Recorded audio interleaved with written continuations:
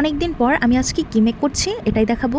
নিয়েছি কতগুলো সাদা গোলমরিচ, নিয়েছি সয়া সস অ্যান্ড কিছু ম্যাজিক মশলা। তো ফার্স্টে আমি গোলমরিচগুলো গ্রাইন্ড করে নিয়েছি। দেন এখানে আমি প্রায় 5 কেজি পরিমাণে চিকেন নিয়েছি। ভালো করে ওয়াশ করে আমি দিয়ে দিচ্ছি আদা বাটা, রসুন বাটা, জিরে বাটা, কয়েকটা ম্যাজিক মশলার প্যাকেটগুলো এভাবে ছিঁড়ে আমি চিকেনগুলোকে ম্যারিনেট করার জন্য দিচ্ছি।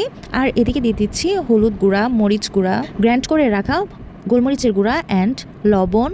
এরপর দিয়ে দিচ্ছি সজের গুঁড়া, এরপরে দিচ্ছি কয়েক চামচ পরিমাণে সয়া সস অ্যান্ড দিচ্ছি গরম মশলার গুঁড়া। তো সবগুলো ইনগ্রিডিয়েন্টস দেওয়া শেষ হয়ে গেলে আমি ভালো করে এগুলোকে মিক্স করে নিব।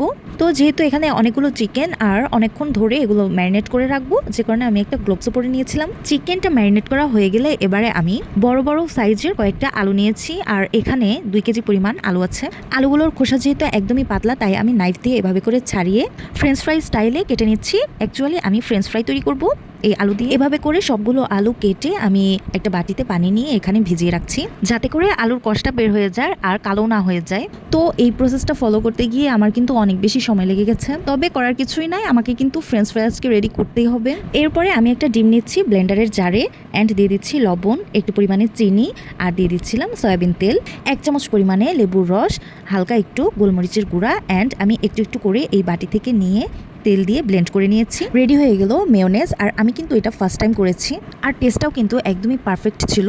আর এই থিকনেসটা দেখেও কিন্তু বোঝা যাচ্ছে। এদিকে কিন্তু আমি ফ্রেঞ্চ ফ্রাইগুলো আগে থেকেই চুলায় দিয়ে দিয়েছিলাম। দেন ভালো করে তেলগুলো ঝরিয়ে নিয়ে এবারে এই সস দিয়ে একটু ট্রাই করছি। টমেটো সসটা কেনাই ছিল আর এই মেয়োনেজটা কিন্তু খেতে অনেক মজা হয়েছে। টেস্টটা কিন্তু অনেক দারুণ হয়েছে। আর কিচেন থেকে আমরা একটু একটু করে ট্রাই করছিলাম। আলুগুলোও কিন্তু অনেক বেশি পরিমাণে। এবারে যে চিকেনটা আমি ম্যারিনেশন করে রেখেছিলাম এগুলোকে কোটিং করার পালা। আর কোটিং এর জন্য নিয়েছিলাম এখানে ময়দার সঙ্গে দিয়েছি লবণ, মরিচের গুঁড়া অ্যান্ড সাদা ম্যাজিক মশলা। তো এই যে দেখতে পাচ্ছেন, একবার আমি কোটিং করে পানিতে চুবিয়ে নিয়েছি, দেন আবার সেমভাবে আমি কোটিং করছি। তো এভাবে 2 থেকে 3 বার আমি কোটিং করে নিয়ে ডিপ ফ্রাই করার জন্য গরম তেলের কড়াইয়ে দিয়ে দিচ্ছি।